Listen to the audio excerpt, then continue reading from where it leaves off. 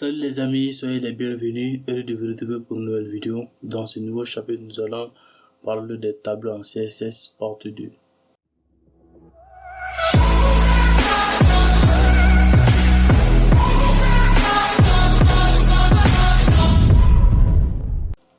Alors les gars, soyez les bienvenus. Donc, pour ce qui concerne la deuxième partie de cette vidéo consacrée au tableau, on a les tableaux en CSS.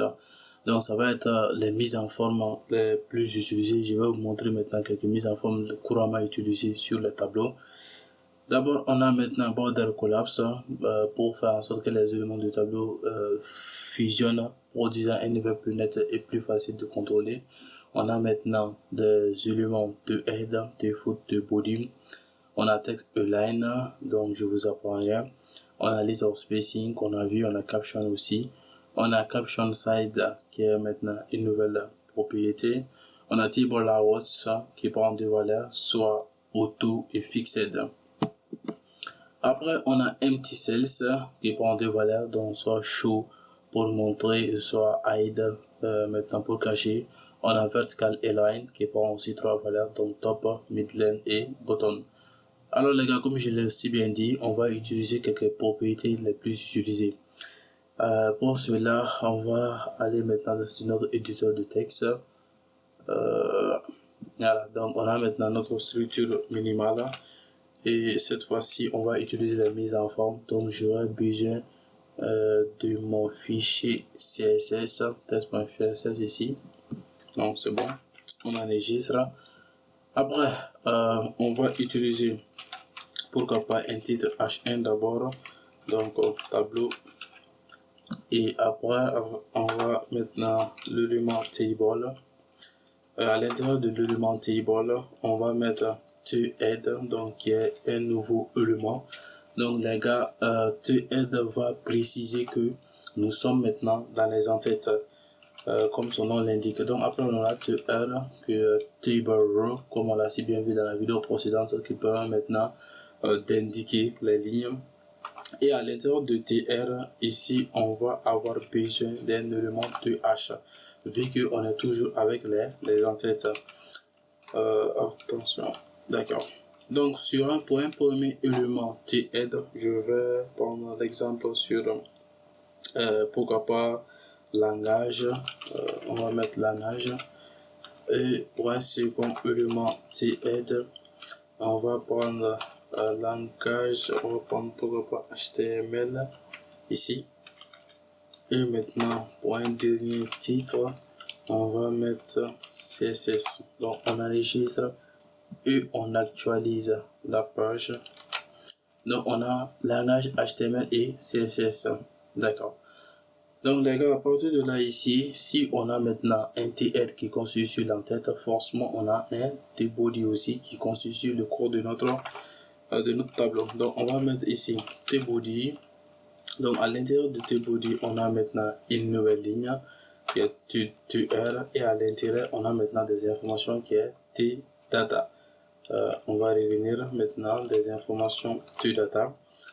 Après, je peux utiliser comme information qu'est-ce qu'on va pouvoir utiliser. Par exemple, je vais mettre commentaire pour la première ligne. T2 aussi. On peut utiliser maintenant commentaire en HTML. Par exemple, donc c'est inférieur point d'exclamation tiré. Donc dans notre cas, on va essayer de mettre espace pour qu'il ne puisse pas le mettre en commentaire. Donc on va mettre ici commentaire et on termine avec tiré et on ferme maintenant avec la balise fermante. Après maintenant, on a TD encore, donc commentaire en CSS qui est /étoile. On va mettre ici notre commentaire et on ferme avec /étoile. Donc si on enregistre, on va voir qu'est-ce que ça donne comme résultat. Donc vous voyez maintenant on a les commentaires en HTML et les commentaires en CSS. D'accord, donc on va pouvoir utiliser d'autres éléments. Donc pour cela, je peux juste copier-coller. Pourquoi pas, CTRL-C. Donc vu qu'on est toujours maintenant dans notre core body, je vais juste me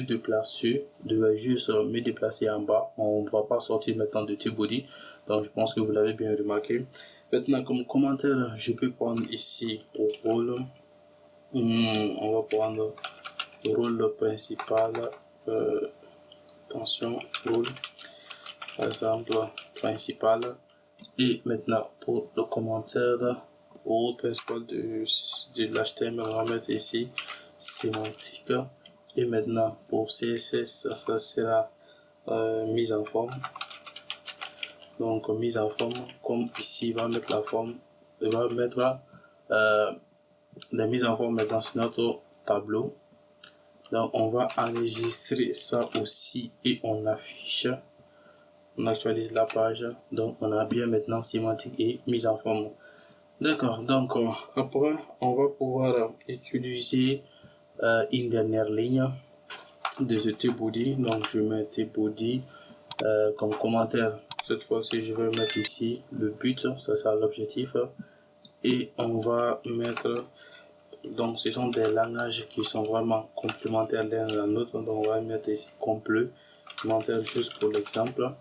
Donc, ici aussi, on va mettre complémentaire. Donc, si on enregistre maintenant, part de notre tableau maintenant à donc 3 informations et on va terminer maintenant avec tes foot. D'accord, donc je vais préférer prendre ça comme tes photos. D'accord. Donc je vais prendre ça comme tes photos. D'accord, donc au pied de la page, on va mettre tes photos et à l'intérieur, on va coller ça. Donc ça, c'est notre tes photos. Donc, et maintenant, comme dernière ligne, je vais pouvoir prendre quoi comme exemple. D'accord, donc on va mettre 2R. Bon, je vais dire l'extension. Donc, ça, c'est l'extension que utilise HTML plus CSS. Donc, je mets 2R. Donc, HTML, ça, c'est point HTML. Et l'extension aussi de CSS 2R. Donc, ça, c'est point CSS. On enregistre et on actualise la page. Donc, on a bien maintenant rôle sémantique. Donc, l'extension est en haut. Pourquoi l'extension est en haut? Parce que ici j'ai utilisé des TR au lieu de TD. Donc on va changer ça. Ce n'est pas de TR. Donc ce sont des informations, des données. Et ici aussi de 2 et ici TD. Donc on enregistre et on actualise. Voilà, donc à partir de là c'est bien.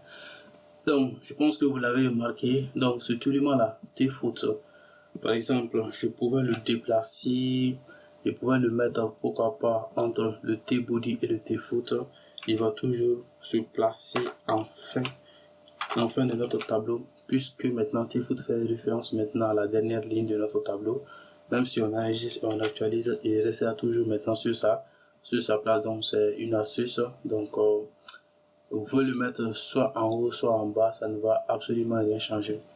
D'accord, donc ça c'est uniquement la partie HTML de ce petit tableau. Maintenant, comme partie CSS, on va pouvoir utiliser quoi? D'accord, donc en partie CSS, donc on commence d'abord par le tableau qui est l'élément table. Comme mise en forme, on va mettre border, comme on l'a vu dans la vidéo précédente, border collapse qui prend la valeur collapse. Après, je peux pourquoi pas aligner mes éléments, donc texte et line center. On enregistre et on affiche. Avant d'afficher, pourquoi pas ne pas mettre TD. Et maintenant, nos entêtes qui étaient H en les séparant par une virgule, on peut les appliquer une bordure de 1 pixel. Attention, 1 pixel solide et black. On enregistre et on actualise la page. Donc on a bien maintenant structuré ça maintenant à un tableau et je vais en profiter d'ajouter pourquoi pas un padding, une marge intérieure de 10 pixels. On enregistre et on actualise. D'accord, c'est bon.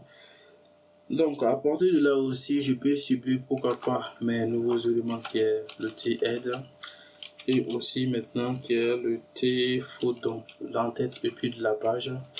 Donc on va pouvoir utiliser une couleur d'arrière-plan, donc background. Et comme couleur d'arrière-plan, je vais prendre le bleu-violet.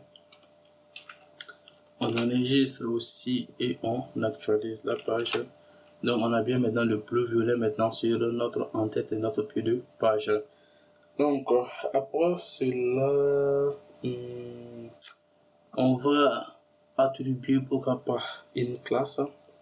Donc comme classe, je vais pouvoir donner classe ici. Je vais pouvoir donner ici, pourquoi pas. Donc on va mettre ici classe. Le nom de la classe, on va mettre par exemple sous-titre. Donc je vais rapidement copier maintenant ce nom de la classe. Donc on va le mettre ici aussi, pourquoi pas compteur. On va le mettre ici aussi à l'extension.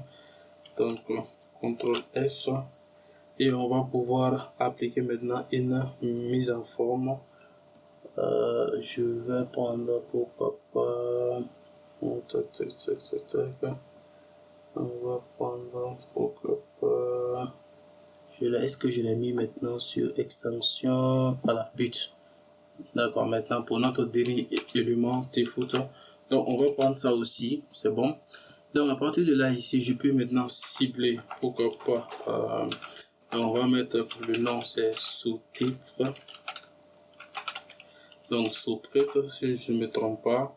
Et après, comme valeur, on peut mettre pourquoi pas background color. Et la couleur, je vais appliquer maintenant le sky blue. D'accord. Donc on enregistre, les gars, on affiche. Donc vous l'avez constaté. On a maintenant appliqué une couleur en quelque sorte sur notre. Donc sur nos éléments ou encore sur notre tableau. Et après on va appliquer pourquoi pas une légende sur notre tableau. Et maintenant pour ce qui est de légende, je pense qu'on avait vu maintenant la vidéo précédente, mais j'en profite.